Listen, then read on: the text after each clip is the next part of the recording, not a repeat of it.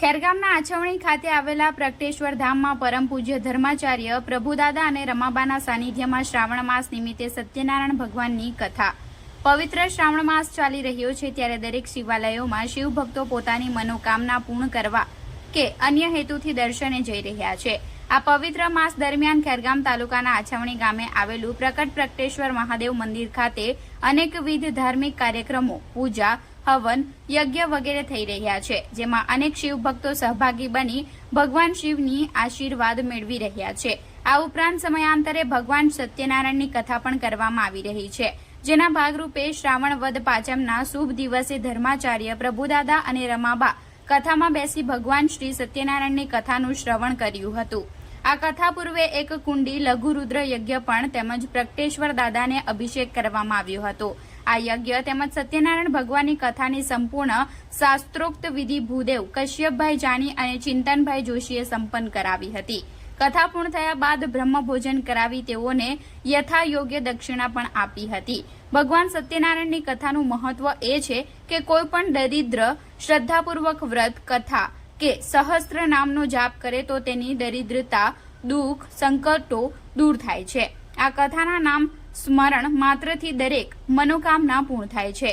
સોમનાથ મહાદેવ મંદિર બિલીમોરા તેમજ મલ્લિકા અર્જુન મહાદેવ મંદિર મજીગામ પ્રમુખ મહેશભાઈ તેમના ગામના શિવ ભક્તોને લઈ વિવિધ શિવાલયોના દર્શન માટે યાત્રાએ નીકળ્યા હતા. તેઓએ આછવણીના પ્રગટેશ્વર દાદાના દર્શન કરી ધન્યતા અનુભવી હતી. આ અવસરે તેમની સાથે આવેલી વિધવા મહિલાઓને પણ પાણીની બોટલ અને બેટરીનું વિતરણ ધર્માચાર્ય પ્રભુદાદાના હસ્તે કરાયું હતું. આ શુભ અવસરે પ્રગટેશ્વર સેવા સમિતિ બિપિનભાઈ પરમાર, મંત્રી હેમંતભાઈ પટેલ, ખજાનચી અમિતભાઈ પટેલ, પ્રગટેશ્વર મહિલા પ્રમુખ સીતાબેન પટેલ, પૂર્વ સાંસદ કિશનભાઈ પટેલ, શિવ પરિવારના વિપુલભાઈ પંચાલ, અપુભાઈ પટેલ, પ્રવીણભાઈ પટેલ, સોમાભાઈ આહિર, ભાવેશભાઈ સહિત ગુજરાત, મહારાષ્ટ્ર શિવ પરિવાર મોટી સંખ્યામાં હાજર રહ્યા હતા. આજે પવિત્ર એવા શ્રાવણ માસની અંદર અહીં શનિવારના દિવસે સવારથી યજ્ઞ એટલે કે ઓમ કરવામાં આવ્યો અને સત્યનારાયણ ભગવાનની કથા.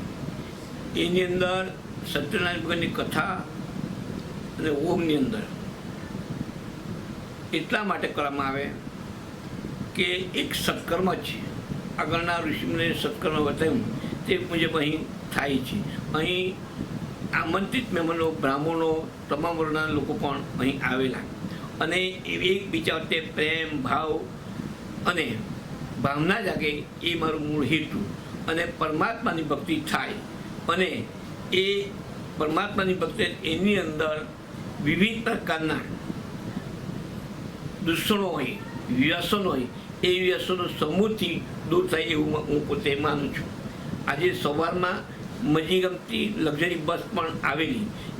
એની અંદર મેં એક પ્રશ્ન એવો કર્યો કે તેમાં વિદ્યાબહેનો કેટલી છે, તો લગભગ 9 જેટલી વિદ્યાબહેનો નીકળી અને એમને મેં એક બોટલ અને બેટરી પણ આપી. હંમેશા કોઈનું ભલું થાય એવી ભાવનાથી અહીં આ સત્કારમાં બધા થાય છે.